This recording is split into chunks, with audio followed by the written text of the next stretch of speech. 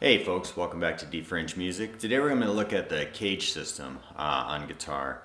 And the CAGED system, I like to use this as a way to sort of navigate the fretboard, to kind of learn where all the notes are, where all the different chord shapes are, and to get us out of this sort of first position rut that a lot of times we find ourselves in. So what the CAGED system does is just takes these chords from the first position, C, A, G, E, D. So it's C, A, G, E, D. It's taking those 5 chords and it's going to start moving those shapes up and down the fretboard.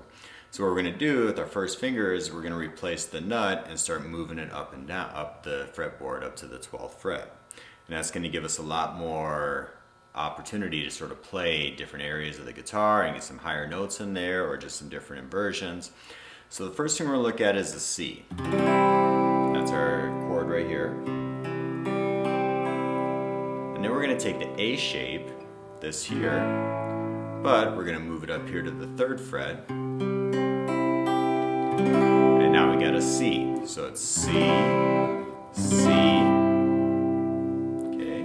Then we're going to do the G shape, where we're going to play, and it's kind of an awkward shape here. It's not something you really use while you're playing a song. You won't play this in the middle of something, but it's good to know the shape. And we're going to play up here with our 3rd finger on the 8th fret, and that's our G shape, but it's a C.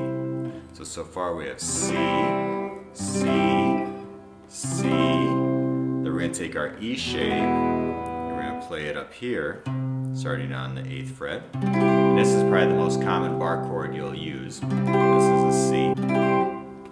Then we're going to take our D shape, but instead of playing it here, we're going to play it here, and that's a C. It's hard to kind of get the root in there, but you can just play that D shape up here, and now you got a C chord. So again, we're going C, C, C, C, C. And where this comes in handy is if you want to kind of get out of here and play some notes up here, you want to play some nice arpeggios, you can do that.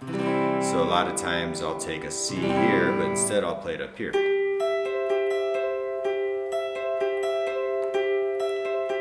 Or I'll just take this part of the E shape, or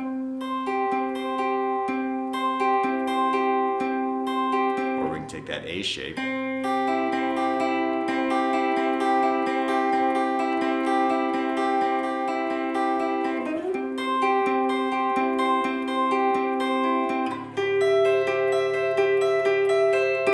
And again, that's just helping me get familiar with the fretboard, and then I can learn where all my roots are.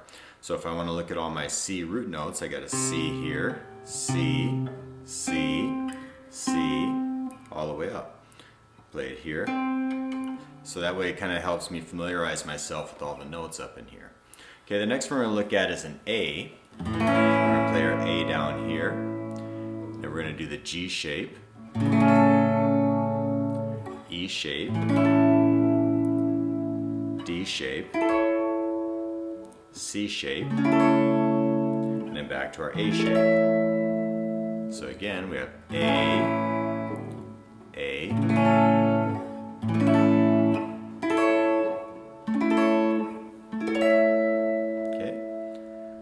Next we're going to do our G, C, A, G. Get our G here, G,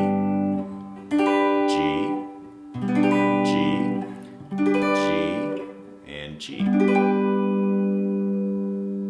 Again, G.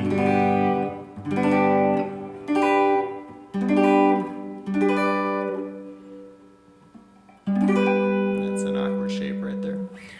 After that, we have our E.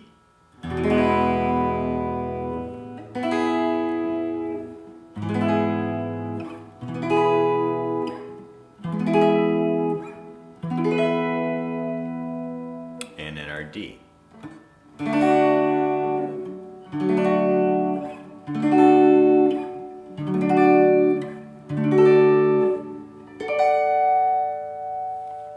So one way I like to use those is through soloing. That'll help me kind of move around instead of just staying in these sort of pentatonic shapes, which are fine. They work well in some cases, but sometimes you want to break out of those and do some arpeggios. So one exercise I like to do is starting with that G shape. We're just going to walk down it.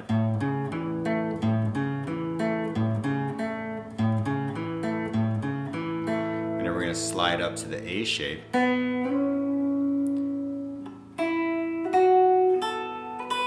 And then we're going to go up to the D shape and come back down.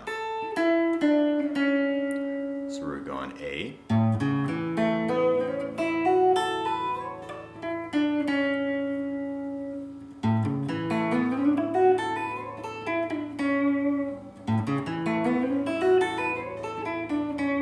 That kind of helps me sort of move from here to here while using arpeggios instead of just doing a simple line. And then I can move it up here to the B, starting on the 7th fret.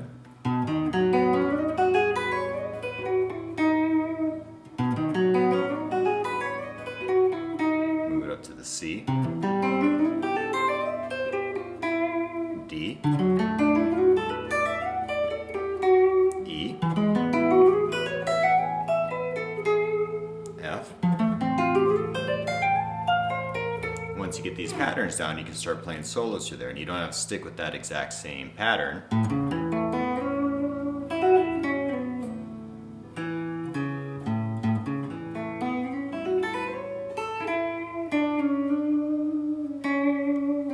And it just kind of helps open up the fretboard for you, and it helps you kind of get familiar, plus it's just a good finger exercise. So again, let's go through them. We got our C, C, C, C, A,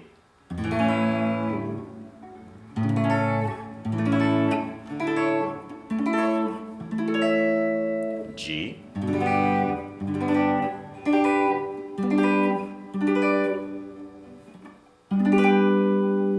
E,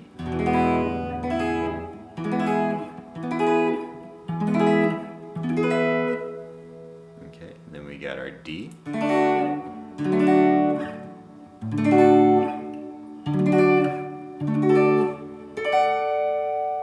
then back to C. Okay. So I hope you found this useful. If you did, go ahead and like and subscribe, and I look forward to seeing you in future videos.